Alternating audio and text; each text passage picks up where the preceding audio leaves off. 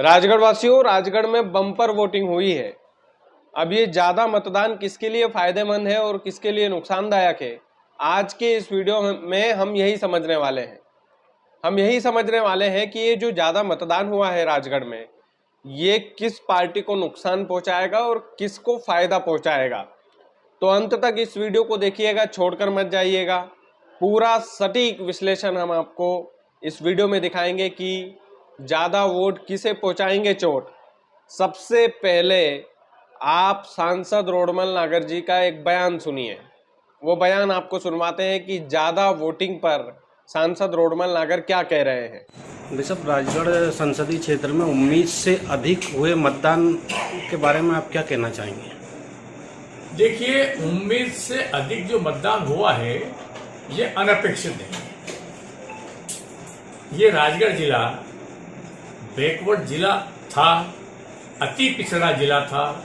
आदरणीय प्रधानमंत्री नरेंद्र मोदी जी ने अपने फास्ट ट्रैक में आदरणीय प्रधानमंत्री नरेंद्र मोदी जी ने इसको आकांक्षी जिला बनाया और आकांक्षी जिले से ये आशान्वित बना, विकसित बना। यहाँ पर 2014 के पहले राष्ट्रीय राजमार्ग थे नहीं, रेलवे रामगंज मंडी भोपाल जो वहां तक ला करके झालावाड़ में बंद कर दी गई थी।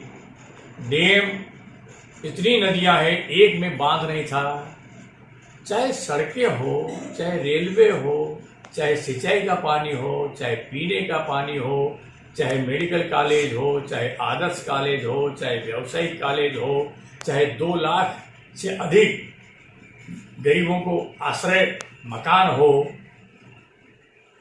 घर में शौचालय हो, गैस के कनेक्शन हो, प्रधानमंत्री किसान सम्मान निधि हो, लाडली बहना हो, ये जो दिया है ये सारा भारतीय जनता पार्टी की सरकार ने दिया है। एक भी खेत खाली नहीं रहेगा।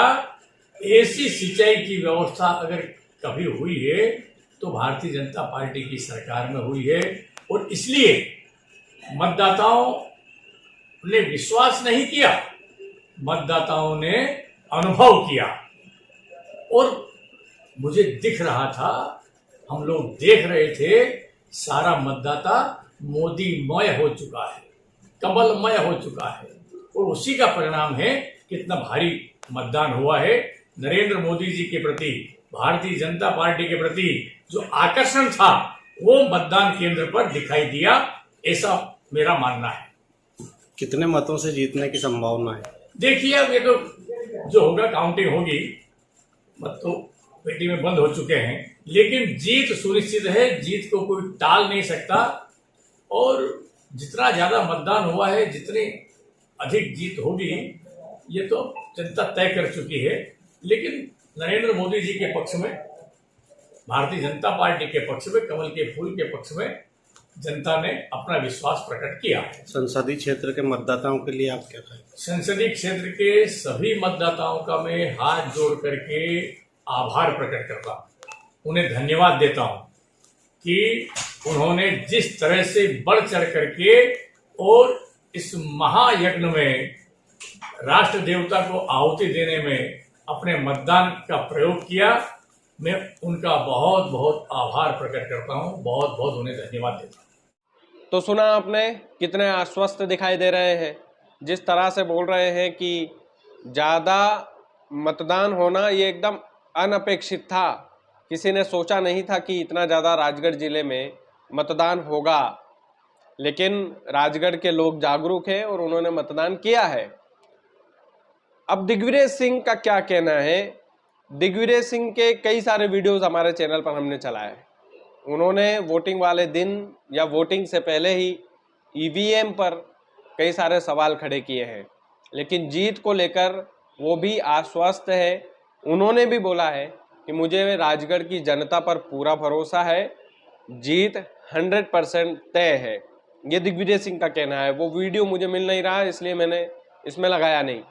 लेकिन वोटिंग के बाद दिग्विजय सिंह भी आश्वस्त दिखाई दिए। सांसद रोडमल नागर ने जो कुछ कहा वो आपने देखा है। अब हम बताते हैं कि ये जो ज़्यादा वोटिंग है ये किसके लिए फ़ायदेमंद होगी। देखिए, जब भी ज़्यादा वोटिंग होती है तो कहीं ना कहीं जो सत्ता पक्ष है उसके खिलाफ भी ये हो सकती है। जो सत्ता में वर्तमान में सांसद रोडमल अगर सांसद की कुर्सी पर है, उनके खिलाफ भी ये वोटिंग हो सकती है। यानी कि ये दिग्विजय सिंह के लिए फायदेमंद साबित हो सकती है।